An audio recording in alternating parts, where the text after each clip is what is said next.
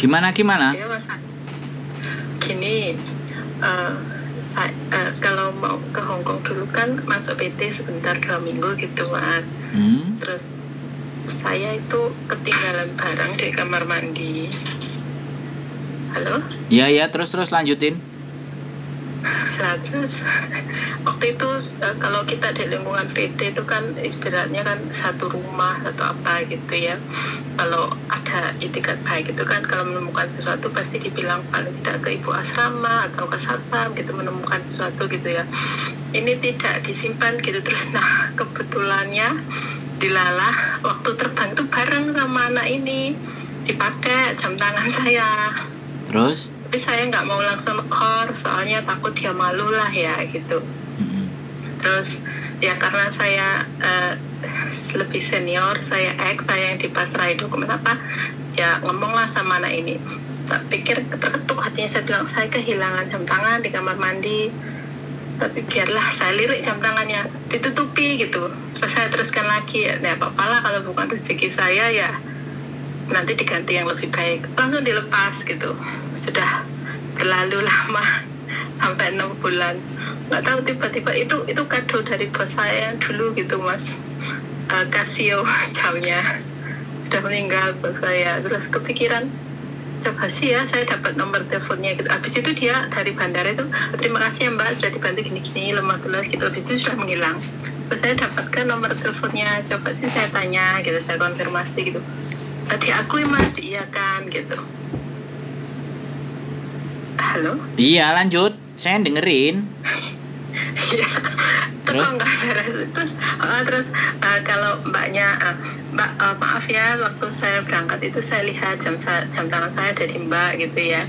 Kalau mbaknya tidak keberatan, boleh saya minta. Kalau mbaknya nanti saya kasih uang imbalan gitu lah ya. Tapi kalau mbaknya suka ya dipakai, enggak apa-apa. Itu amanah bos saya bilang gitu. Terus sudah kan, oke, gitu janjian ketemu. Terus tiba-tiba itu tuh dengan judulnya, tenang wae Mbak, barengnya sama si Utuh kok, gak lecet, gak apa gitu ya, tak simpan gitu kan kata-katanya. Aku lo gak jemput tasmu, gak apa, aku lo nemu gitu. Tapi kalau sebenarnya etiketnya baik, orangnya baik kan dari awal gak diambil, diserahkan ke ibu asrama atau gimana. Terus ketahuan dipakai juga, tahu siapa yang punya, alasannya gitu. Aku gak rela sampai loh, aku sudah ngomong tapi gak dikembalikan. Ya sebenarnya sudah ikhlas sih Mas, tapi kalau tahu attitude-nya orangnya gitu saya malah jadi kepancing emosi gitu loh Mbak Mas. Jadi kepancing emosi malah jadi saya pun juga mengeluarkan kata-kata buruk, ora tak pangan gitu. Lek nek mbok pangan ya pangan Mbak. Jadi saya malah berkata seperti itu. Jadi kayak saya itu menyesali perkataan saya sendiri gitu. Sebenarnya sudah ikhlas kok, ngapain saya ungkit-ungkit gitu. Nah sekarang yang saya itu dilema itu, kok saya jadi ngeladenin gitu Mas. Jadi ada rasa penyesalan, saya lanjutkan atau tidak gitu. Malah ditantangin. Kan saya sebelum minta itu kan sudah saya lampir bukti surat jam tangan itu sama saya pakai yang terdahulu, foto saya pakai jam tangan itu gitu. Terus? Sudah Mas. Ya ada rasa penyesalan gitu, saya lanjutkan tidak. Gini Mbak, dari ini persis ya, cerita-cerita hari ini itu kenapa mengikhlaskan sesuatu itu kok berat gitu. Jadi pelajaran yang sebelum sampean cerita ke saya juga kayak gitu, nggak pernah libur 2 tahun, habis itu libur 1 kali ditipu, habis itu libur lagi ketemu temennya ditipu lagi, habis itu ditinggal suaminya, ya kan, rumahnya di atas namakan suaminya. Saya cerita lebih berat soalnya sampean kan cuma jam, tapi itu bernilai buat sampean. Tapi yang sebelum saya cerita, saya pakai 15 tahun. Iya, oke. Saya juga pernah punya barang, ya pembelian jam pertama paling mahal saya beli, mereknya Alexander Christie. Itu juga saya taruh pada saat tidur terus hilang. Jadi gini, mekanisme hidup manusia itu selalu berpikir dan berfokus kepada sesuatu yang hilang. Ya, jadi manusia hari ini itu banyak berpikir dan meratapi sesuatu yang sudah hilang. berupa bersyukur ya Mas. Nah, enggak yang hilang. Padahal sekali lagi saya bilang, di dalam hidup itu kan tidak hanya yang hilang aja yang perlu kita pikirkan, ya kan? Yang belum kita dapetin itu juga bisa kita pikirkan kan, bener nggak? Atau bahkan yang sudah kita punya aja belajar untuk kita jaga. Karena pada sifat manusia itu selalu artinya dia itu melihat bahwa apa kerja Tuhan itu hanya kepada sesuatu yang diberikan, tapi tidak sesuatu yang diambil. Padahal kerjanya Gusti Allah itu ada juga, salah satunya adalah sesuatu yang diambil, misalnya nyawa. Jadi kalau kita logikakan, nggak cuma nyawa tok loh yang diambil, harta, benda, suami, istri, iya kan? Semuanya kan bisa diambil toh, bener nggak? Karena kita merasa itu karena sesuatu itu milik kita. Kan kita tidak menyadari bahwa hidup di dunia ini sebenarnya kita itu cuma hak pakai, bukan hak milik. Itu loh yang tidak banyak disadari.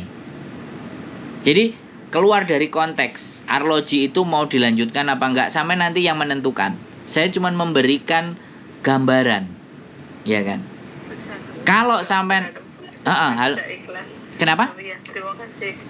Ya sudah 6 bulan tuh nggak kepikiran, nggak tahu kok tiba-tiba pengen nyari. Sekarang gini, sampean kan dalam ganti itu, sampean kan bisa cari kan dengan model dan bentuk yang sama. Kira-kira masih ada nggak kira-kira kalau saya tanya? Itu tahun 2007 saya belikan, saya yang belikan itu. Iya, aku ngerti. Aku ngerti. Tapi kalau sampean mau yang rupanya sama gitu loh. Jadi enggak. Ini sih Mas sebenarnya, tapi enggak sama pas dibelikan bos baru ini juga saya cerita hilang gitu. Enggak tahu kok ngorek luka lama gitu tiba-tiba. Ute-ute telek garing ya. Ya, yang bikin terbebani itu balasan yang ngambil itu aduh sangat tidak mengenakan gitu, jadi saya terpancing emosi melanjutkan gitu loh, ya saya sesali itu loh, kok jadi saya terbawa emosi ya. Ya karena itu tadi Mbak, gitu. Karena tadi sampean berfokus kepada sesuatu yang hilang. Cobalah berfokus kepada sesuatu yang belum sampean dapetin, fokusnya sampean alihkan. Jadi sudah lepaskan gitu. Jadi kalau menurut saya persoalannya bukan melepaskan atau melupakan ya. Persoalannya itu adalah bagaimana cara kita menghargai hidup dan bagaimana cara kita tahu bahwa Tuhan itu bekerja. Dan bekerjanya Tuhan tidak hanya memberi tapi kadang mengambil sesuatu yang ada di dalam diri kita. Salah satunya kan itu gitu. Itu pondasi dasarnya sebenarnya. Selama kita sekali lagi kita menganggap bahwa semua yang ada dalam hidup ini hanyalah hak pakai, maka kita gampang mengikhlaskan. Tapi kalau kita menganggap itu sebagai hak milik, nah itu akan berat.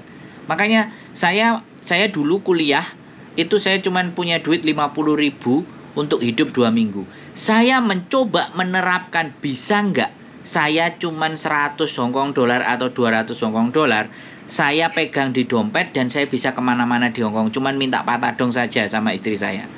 Saya mencoba membuat hidup saya itu gayanya kayak dulu waktu kuliah. Walaupun saya bisa dapat duit lebih dari waktu aku kuliah gitu loh. Tapi mencoba menyamakan. Dan ibaratnya saya bisa senang, saya bisa happy tapi gak punya duit. Kan kadang orang bilang bullshit kan. Tapi aku buktinya orang banyak nelponin saya. Sampai nelpon saya rekam di YouTube, sampai ngasih duit loh sama saya. Bener gak? Tahu kalau saya itu Mas ya. Lah iya toh. Pengen leksa aja gitu, tahu saya salah. Enggak. Jadi pengen kalau ibarat orang Kristen pengen begitu saksian dosa gitu aja. Aku kayak apa ya nek ngarani? Kayak orang yang di baliknya pintu terus gelap-gelap, mukanya enggak kelihatan. memang nggak tahu saya, Mas Andro nggak gitu, nggak tahu saya gitu, tidak saya lega gitu. Iya. Hati saya kok gelisah. Iya, benar-benar. Tapi itu salah gitu. Tapi setelah ngomong sebentar sudah bisa merelakan itu semua atau justru bagaimana atau seperti apa? Dari kan saya awal telepon kan saya merasa bersalah gitu kan, saya terpancing emosi gitu kan. Saya kan sudah ikhlas sudah 6 bulan gitu kan, kok saya ngorek-ngorek lupa lama gitu kan, saya terbawa emosi gitu. Saya tahu saya salah gitu, jadi telepon jenengan itu ya memang ingin bikin kesaksian dosa, pengakuan dosa, hati saya tidak tenang, saya lakukan gitu loh Mas. Iya. Saya lanjutkan gitu. Kan alih-alih saja kalau saya bilang itu jam kenangan atau apa. Tapi intinya kan memang melekat di hati saya ngorek-ngorek.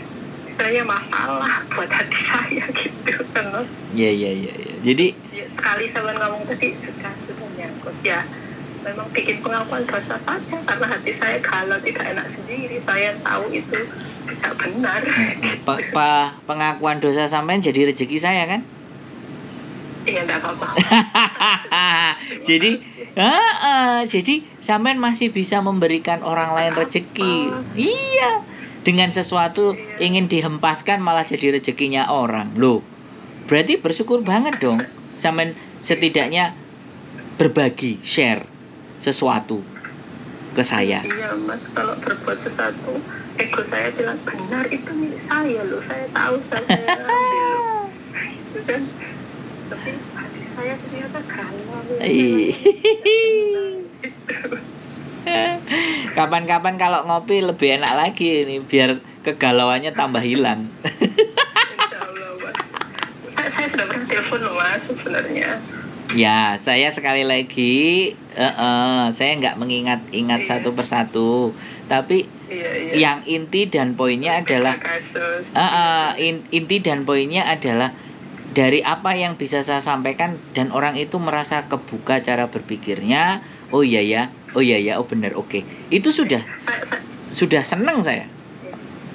Saya Mas, ada sampean jadi kayak ada punya temen share cerita gitu loh Mas.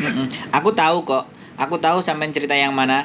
Aku tahu cerita sampean yang bagaimana perlakuan suami ketika aku ingat. Aku jadi cuma masalah hati aja, semua masalah hati ya Mas. Iya. Saya sangat sensitif Mas, sangat peka. Jadi saya itu kalau itu mau orang lain. Ya kalau saya introspeksi sendiri gak ditunjuk itu nggak tahu mana yang harus saya betulin. Saya setiap hari saya tahu tanya sama saya minta ampun sama Tuhan. Yes. Tapi kalau ada yang dengerin gitu, ada yang kasih tunjuk ini lo salahmu gitu kan mesti bagus tau Mas. Apa kudu sampean tak terno kebaktian maneh? Bukan, saya orang Muslim. Oh, orang Muslim. Saya nggak tahu. Karena saya nggak tahu tadi pakai bahasa apa yang bagus, tapi saya tahunya kan biasanya kalau lihat film atau apa bikin kesaksian dosa itu kan plong kayaknya gitu loh. Iya sampe langsung astagfirullah gitu aja. Iya. Astagfirullah saya kilaf. Jadi perbanyak astagfirullah gitu. Kalau hati kita lalai, ikut emosi saya. Iya, nggak apa-apa. Kalau orang ini gitu. Nggak apa-apa. Sampean manusia normal. Saya nggak menyalahkan semua. Nggak cuman sampean, kadang saya pun begitu. Jadi itu menurut saya masih sesuatu yang sifatnya wajar sebagai manusia. Justru adanya manusia itu karena ada ego, ada nafsu. Iya, jadi malah waktu di PT juga kan apa-apa aja saya bantu gitu malah keluar dari mulut saya Mas, jahat kan. Ya, kalau sampean sudah menyadari kejahatan dalam diri sampean dan harus dihentikan, itu sudah istimewa Mbak. Sudah sangat istimewa karena belum sampai keluar kita sudah di dalam hati kita sudah merasa. Kadang-kadang kalau orang yang sudah di taraf dan di tingkat bawah, kok kalau aku kayak gini apa enggak orang itu tersakiti? Kok kalau kayak gitu orang Mas. Dulu itu dari awal tahu itu janganlah nanti mbaknya malu, janganlah. Sudah. Tapi kok nggak tahu sudah 6 bulan di sini kok nggak tahu kok ada pemikiran itu muncul. Jadi ya sekali. Nggak tahu ya, cari-cari muter-muter kok nggak ada ya, beli pun kok nggak seperti itu ya, itu egonya itu, kemelekatan barang itu tadi itu yang Jadi miring. Tapi itu cuma alasan, cuma berbalik hati saya saja yang itu. Iya Mas ya. Pokoknya yang perlu diperbaiki ya.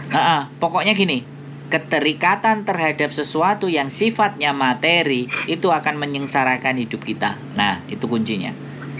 Jadi jangan mengikatkan diri kita atau ketergantungan kita terhadap materi. Nah, itu belajarnya levelnya tinggi, Mbak. Kalau sampean mau tidur, ada waktu, sampean dengarkan. Saya telepon Mas Andro tadi itu sebenarnya yang melakukan penyesalan saya itu. Ya gitu, semua kata-kata. Ya berarti harusnya saya banyak diem ya. Harusnya saya oh iya mbak gitu ya. Biar sampean lego. Kalau aku ngomong kan kelihatannya mental gitu. Benar. Justru menguatkan. Saya tahu itu saya salah gitu.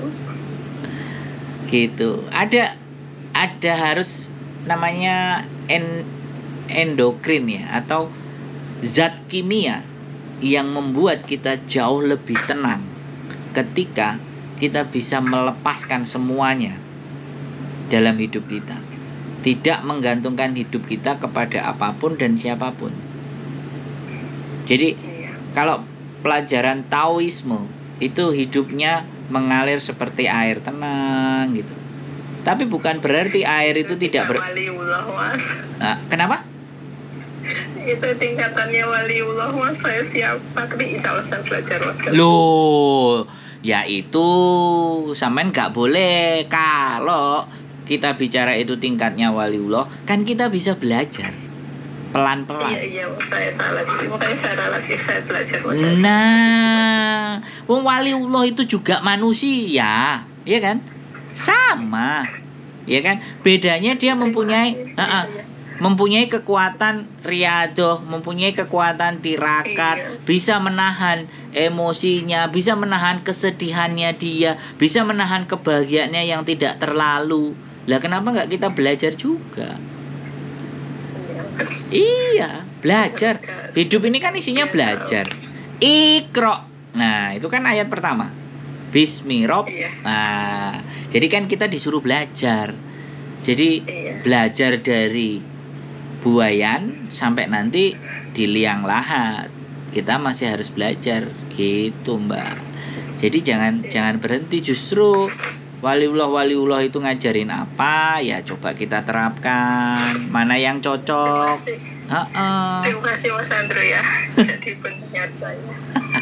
Enggak lah. Ya saya ini kan sama kayak sampean. Gitu aja. Ya kebetulan aja saya bikin konten gitu loh, Mbak. Kebetulan saya buat konten. Saya juga buat konten kayak gini itu bukan cuma buat konten, Mbak. Saya juga dengerin, Mbak. Saya dengerin filsafat, saya dengerin Taoisme, saya dengerin Zen. Zen itu Buddha yang masuk ke Jepang dan bercampur dengan kebudayaan orang Jepang. Saya baca itu semua juga, Mbak. Saya baca cari seri motivasi, saya baca bagaimana psikologi.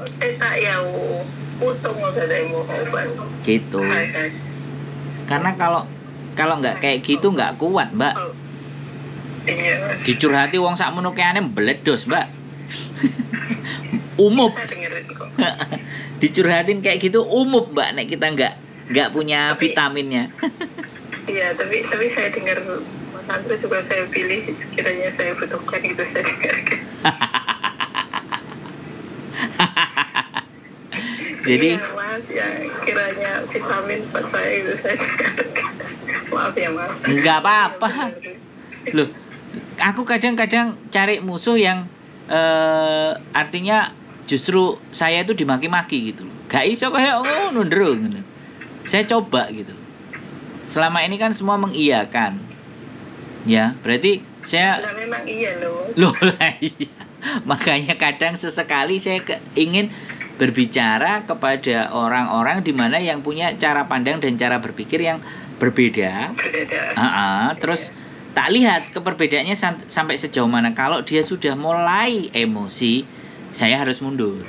Karena kan kita sebagai manusia kan menghindari perdebatan. Karena kalau sudah masuk debat itu sebenarnya kita sudah hawa nafsu semua. Bukan lagi kesadaran, bukan lagi ilmu pengetahuan, tapi sudah nafsu. Karena nafsu apa? Nafsu kepingin menang. Nafsu pingin apa? Pembenaran. Jadi ketika setan itu tidak berhasil menggoda manusia ke jalan yang sesat, setan itu mempengaruhi manusia untuk membuat manusia itu merasa dialah yang paling benar. Nah, itu kerja setan sudah. Nah, itu kerja setan, ya kan? Jadi setan itu nggak cuma hanya ingin menjauhkan, tapi kalau itu gagal, akhirnya banyak orang yang belajar, terus akhirnya menyalah-nyalahkan orang dan menganggap dirinya paling benar. Nah, begitu. Makanya saya itu saya kalau egonya berkata itu barang milik saya, saya gitu ya mas. Iya. Tapi ternyata di lubuk hati mereka saya salah. Iya, itu setannya itu. Emosi. Iya, emosi itu kan lambangnya setan. Sudah terima kasih mas. Nanti nggak usah diperpanjang juga. Cukup ya. Enggak, ya dari awal kalau mbaknya suka ya sudah dipakai, dijaga amanah, sudah bilang gitu. Ini kebawa-bawa denger diam jawabannya gimana, seolah-olah nggak merasa bersalah. Penting emosi, saya nuruti hawa nafsu saya sendiri gitu. Jadi kadang gini, aku contoh aja ya mbak, contoh juga. Kadang aku bikin konten ya, kemudian ada yang bilang, alah mukamu nggak ganteng aja, wong ganteng sak donya, mukamu itu loh kayak knalpot. Aku pernah di komen kayak gitu. Dalam suatu ketika aku mak jelek gitu kan. Tapi terus tak pikir, akhirnya tak balas komenannya. Oke, I love you, terima kasih sudah diingatkan. Jadi mengembalikan energi. Aku juga sering ngobrol. Kalau kayak tadi itu saya tuh kok rasanya sama gitu ya. Sekarang kembali sudah. Karena seharusnya saya menuruti. Sampean tahu kan, ada seseorang yang ditanyain malah nyolot kan? Iya. Maka itu kok saya apa bedanya saya sama dia? Lah. Jadi ditanyain, diomongin malah nyolot. Terima kasih ya Mas Andrew. Siap. Mau dengarkan keluh kesah saya. Siap. Saya dengerin. Saya habis curhat saya like, saya dengerin berkali-kali, saya dengerin berkali-kali. Iya. Jadi motivasi, ada termotivasi gitu. Terima kasih. Jadi pengingat, ada pengingat. Saya juga terima kasih sudah dikasih rezeki sama sampean. Insya Allah ya pengen ketemu Mas kalau ada jodoh. Oh bisa. Sandra sudah menikah gitu. Siap. Saya membatasi diri saya sendiri. Siap. Tapi kalau jodoh ya tidak menutup kemungkinan ya Mas. Terima kasih Mas Sandra ya. Siap. Sehat selalu pokoknya Mbak ya. Dengarkan kalau kesukaan iya Mas Sandra juga. Sehat, rezeki lancar. Oke. Sama Was. Amin. Salam sama istri. Amin. Lancar rezeki, lancar pekerjaan. Amin. Assalamualaikum Mas. Waalaikumsalam warahmatullahi wabarakatuh. Sudah pernah curhat satu kali, ternyata ketagihan curhat lagi. Sekali lagi saya mengucapkan banyak terima kasih buat siapapun teman-teman yang sudah nonton, yang sudah komen, dan sudah menelpon saya. Apapun itu, bagaimanapun itu, kalian sudah memberikan rezeki buat saya. Mudah-mudahan ikhlas, berkah, dan amanah apa yang teman-teman berikan juga buat saya. Sekali lagi, sehat selalu, keep stay tune my YouTube channel and see you next video. Bye-bye.